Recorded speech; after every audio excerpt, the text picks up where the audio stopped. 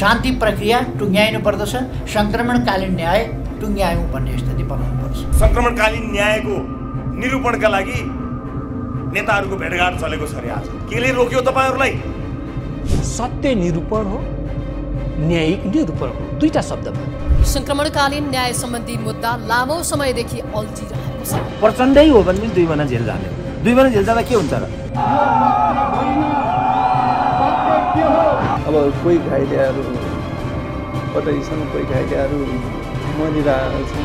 विस्तृत शान्ति सम्झौता एउटा पोलिटिकल सम्झौता हो। बाबुराम कहाँ पुग्यो, प्रचण्ड कहाँ पुग्यो, आफ्नै बाटोमा गइसक्यो, अरू नेताहरू कहाँ पुग्यो, आफ्नै बाटोमा गइसक्यो। आखिर हेरेर कसले हामीलाई सङ्क्रमणकालीन न्यायलाई छिटो टुङ्गोमा पुर्याउनु पर्ने विषयमा सत्ता गठबन्धन दलले एक मत आवाज उठाउन थालेको छ। दलीय संकीर्णता वा तत्कालको नाफाघाटाभन्दा बाहिर निस्केर यो विषयलाई सम्बोधन गर्ने प्रयास गर्नुपर्छ। United Nations stands ready to support Nepal. राष्ट्रिय स्वतन्त्र पार्टीका सभापति रवि लामिछानेले केही दिनअघि प्रश्न गरे टाउको मोल तोक्ने र बुझाउनेहरू सरकारमा घाँटी जोडेर बस्दा सङ्क्रमणकालीन न्याय टुङ्ग्याउन कसले रोक्यो? सङ्क्रमणकालीन न्यायको निरूपणका लागि नेताहरूको भेटघाट चलेको छ अरे आज भोलि।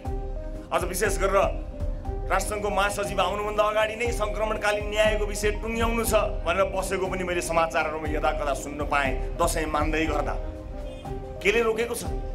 केले रोकेको छ?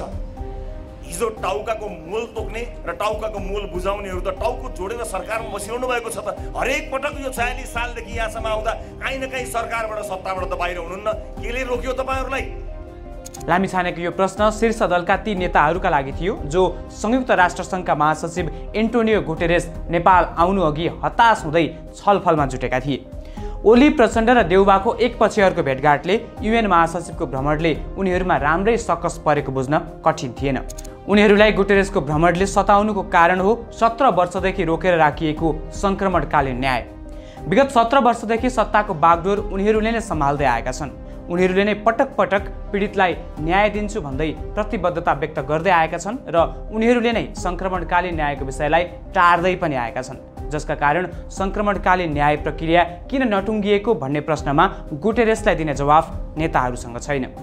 प्रचण्ड, ओली र देउबाहरूले सङ्क्रमणकालीन न्यायलाई 17 वर्षदेखि कुनामा थन्क्याएका छन्। उनीहरू आफै यो विषयमा सधैँ चर्चा गरिरहन्छन्, तर यसलाई टुङ्ग्याउन पहल कदमी भने कहिल्यै गर्दैनन्। अहिले संयुक्त राष्ट्रसङ्घका महासचिव नेपाल आएसँगै सङ्क्रमणकालीन न्यायको विषयले फेरि चर्चा पाउन थालेको छ। के हो त सङ्क्रमणकालीन न्याय? यसको बारेमा किन सधैँ चर्चा हुने गर्छ? सत्य निरूपण तथा मेलमिलाप आयोग र बेपत्ता छानबिन आयोगहरू के भए? शान्ति प्रक्रियाको 17 वर्ष बितिसक्दा पनि सङ्क्रमणकालीन न्याय टुङ्गोमा नपुग्नुको कारण के हो त?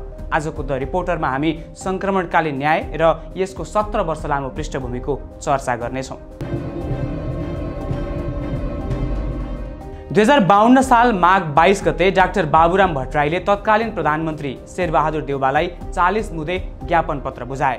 नेपाल भारत बीचको असमान सन्धि खारेज गर्नुपर्ने, गोर्खा भर्ती केन्द्र रद्द गर्नुपर्ने, राष्ट्रिय तथा अन्तर्राष्ट्रिय गैर सरकारी संस्था बन्द गरिनुपर्ने, नेपाललाई धर्मनिरपेक्ष राष्ट्र घोषित गर्नुपर्ने लगायतका 40 बुँदा 15 दिनभित्र पुरा नभए सशस्त्र सङ्घर्ष गर्ने अल्टिमेटम दिएको थियो। सो समयमा डाक्टर भट्टराई तत्कालीन संयुक्त जनमोर्चाका नेता थिए। भट्टराईले 40 बुँदे ज्ञापन पत्र बुझाउँदा देउबा भारत भ्रमणको तयारीमा थिए। देउबाले भट्टराईको उक्त चेतावनीलाई उति चासो दिएनन्। उनी भारत भ्रमणमा निस्के। देउबा भारत भ्रमणमै रहेका बेला तत्कालीन नेकपा माओवादीले 2052 फागुन 1 गते जनयुद्धको घोषणा गर्यो।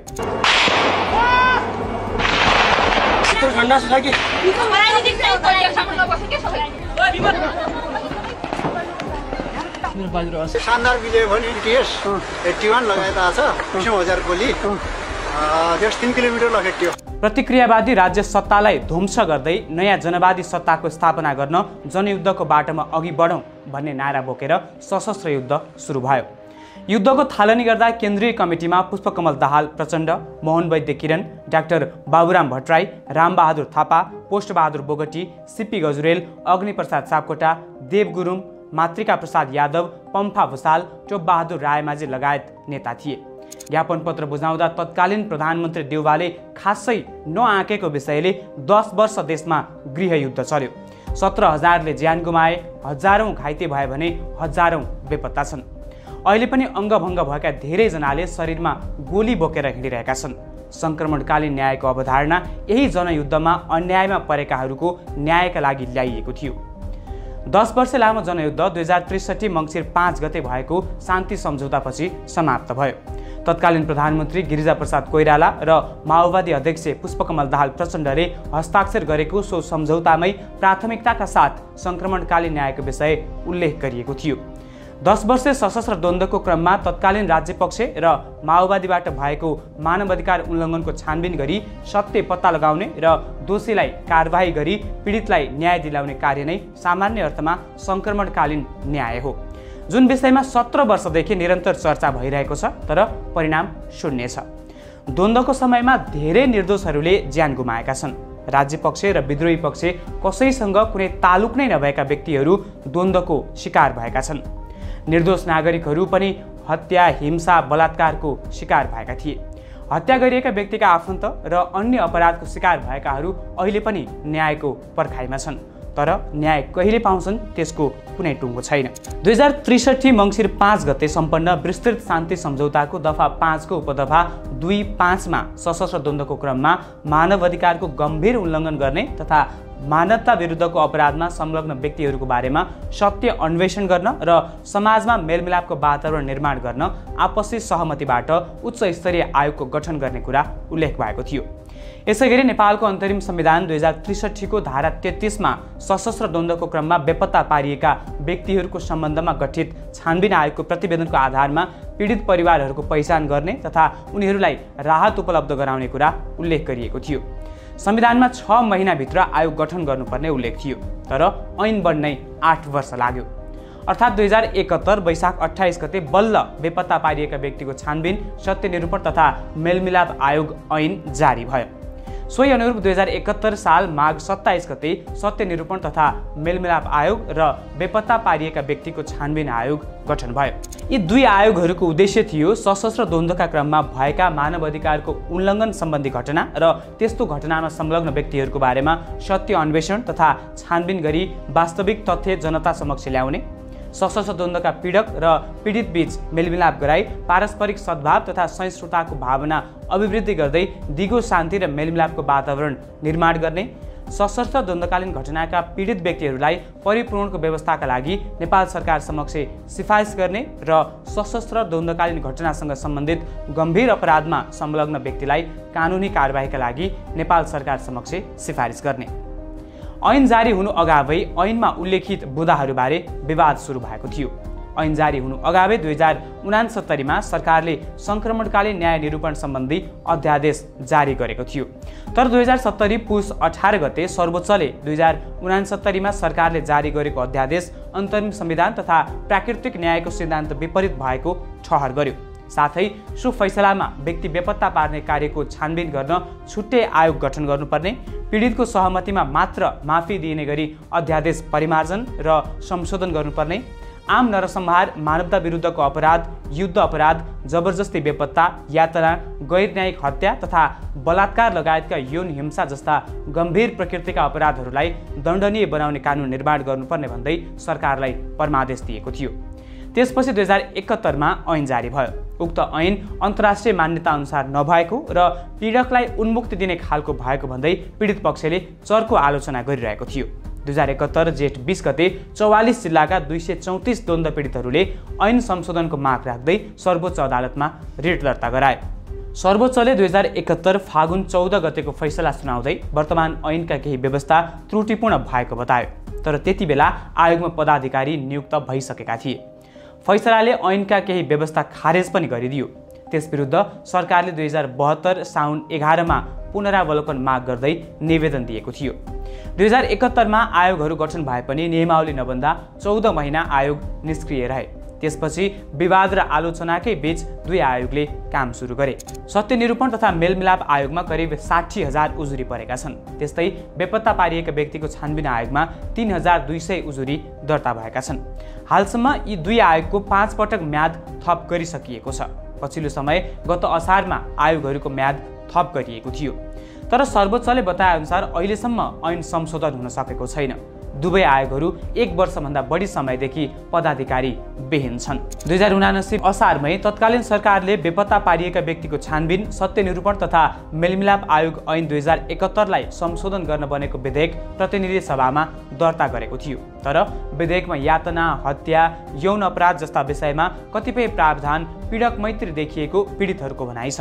हत्यालाई विभाजन गरी पीडकलाई उन्मुक्ति दिने कार्य भएको भन्दै चर्को आलोचना भयो। केही महिनापछि संसदीय निर्वाचन आउँदै थियो। उक्त विषय सेलाउँदै गयो।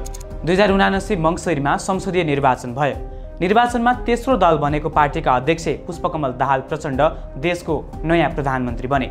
उनी प्रधानमन्त्री भएको केही समयपछि 2079 फागुनमा उनी विरुद्ध सर्वोच्चमा एउटा मुद्दा पर्यो। उनी विरुद्ध मुद्दा पर्नुको कारण थियो उनको यो भाषण। भन्ने गरिन्छ मैले 17,000 मान्छे मारेर आएको भन्ने तथ्याङ्क भन्ने गरिएको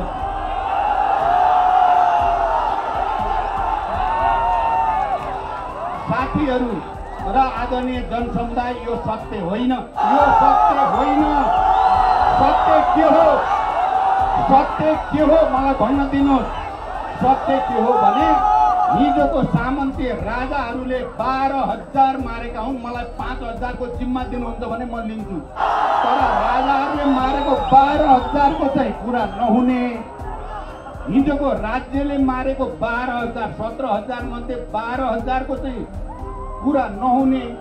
राज्यले मारेको पनि मेरै टाउकोमा हाल्ने गरियो भने यो न्याय हुँदैन। यो अभिव्यक्ति प्रचण्डले 2076 साल माघ 1 गते टुँडीखेलमा आयोजित कार्यक्रममा दिएका थिए।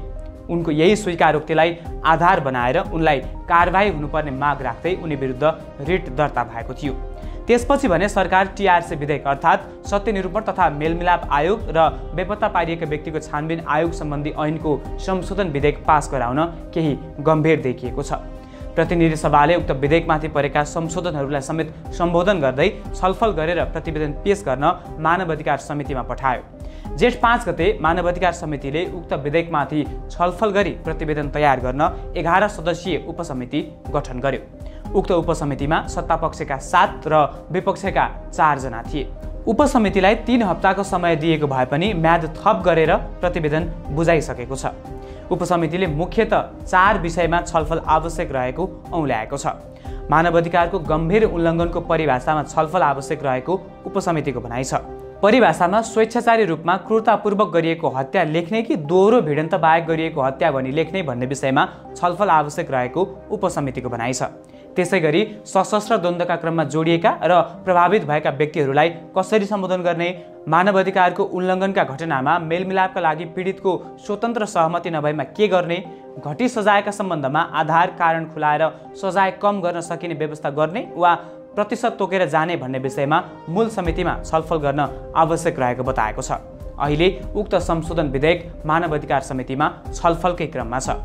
2063 वैशाख 11 पछि हालसम्म 13 वटा सरकार बने, जसमध्ये 2069 मा बनेको एउटा सरकार गैरदलीय थियो। 12 वटा दलीय सरकारमध्ये 4 वटाको नेतृत्व माओवादीले गरेको छ। 10 वटा सरकारमा माओवादी सहभागी भएको छ। 3 पटक प्रचण्ड र 1 पटक डाक्टर बाबुराम भट्टराई प्रधानमन्त्री भइसकेका छन्। तर उनीहरूले कहिले पनि संक्रमणकालीन न्याय सम्पादनलाई गम्भीर रूपमा लिएका छैनन्। यता अन्य दलहरूले पनि त्यसै गर्दै आएका छन्। शान्ति प्रक्रियाको अन्तिम कामका रूपमा रहेको संक्रमणकालीन न्याय टुङ्गोमा नपुग्दा संयुक्त राष्ट्रसङ्घले पनि यस विषयमा चासो राख्दै आएको छ।